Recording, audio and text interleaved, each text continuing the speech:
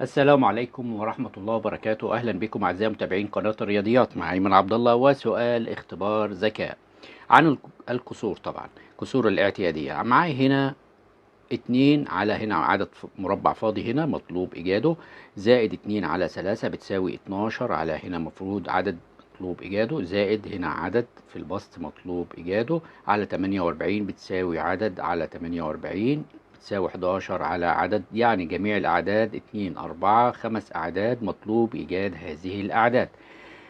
على بركة الله نبدأ مع بعض عرض الفكرة وعرض الطريقة، لكن رجاء اللي بيشوفنا لأول مرة يشترك في القناة ويفعل زر الجرس ليصله كل جديد، والباحث على اختبارات الذكاء يجدها في قوائم التشغيل في قائمة بعنوان اختبارات الذكاء، وهذه مسألة كسور موجود قائمة كاملة، قائمة كاملة تحمل الكسور شروحات ومسائل متنوعة عن الكسور. نبدأ الفكرة والطريقة. طبعا المسألة لو جينا ان احنا نركز من الجزء اللي متواجد معانا هنا على الجانب الايسر، هتلاقي المقام معاك كام هنا؟ المقام معايا 3. طيب اصبح كام هنا؟ اصبح 48. طيب يبقى اذا ضربنا في كام عشان نوصل؟ طالما العدد زاد يبقى اذا في عملية ضرب حصلت، يبقى انا ضربت في 16. 16 في 3 بيعطي 48.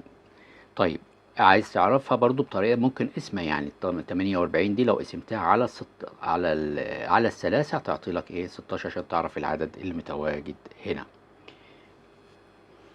برضو لو جينا ان احنا نبص للبسط هنا والبسط هنا، هتجد هنا عبارة عن ايه؟ الاتنين دي اتضربت في كام عشان توصل ل 12؟ اتضربت في 6، يبقى حصل عملية ضرب في ايه؟ في 6. او لو احنا هنمشي الناحية دي يبقى عملية ايه؟ قسمة. يبقى هنا 12 على الستة تعطي 2. لو هنا قسمة، او هناك لو عايز تروح الناحية التانية هتكون ايه؟ ضرب. طيب نروح بقى للجزء ده اللي هو البسط اللي هو فيه كام؟ 2. الاتنين دي احنا كنا اتفقنا ومشينا الجزء ده من البداية كده، كنا ضاربين في كام؟ في 16. التلاتة دي اتضربت في 16 راحت بقت 48. طب الاتنين دي نفس الشيء تتضرب هي كمان في 16. لما تضربها في 16 هتكون الناتج كام؟ 32. جميل جدا، يبقى هنا عرفت ان 2 وايه؟ و30.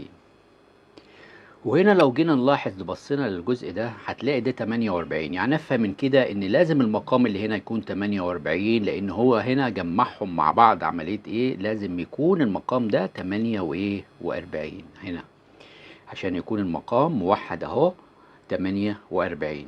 طيب هنا ال 48 لو جيت تلاحظ الجزء ده عبارة عن ايه؟ هنا قسمت على 6، يبقى اذا عايز اروح هنا تاني هقسم على كام؟ على الستة. لما اقسم ال 48 على الستة هيعطي لنا كام؟ 8.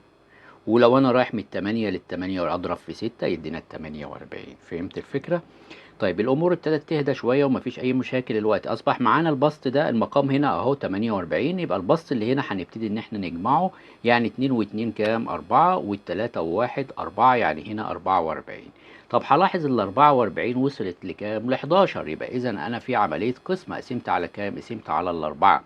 فبالتالي دي الدرس ده عبارة عن ايه؟ او المسألة دي للكسور المتساوية. الكسور المتساوية بس بشكل ايه؟ كبير، عشان ايه؟ لان اختبار ذكاء. طيب ال 48 لما نقسمها هي كمان على الأربعة، يعني هنعمل عملية قسمة على الأربعة، فأنا بقسم على الأربعة، فبالتالي هتكون هنا كام؟ 12. وبكده قدرت إن أنا أوجد جميع الأعداد المطلوبة مني. شكرا لكم والسلام عليكم ورحمة الله وبركاته.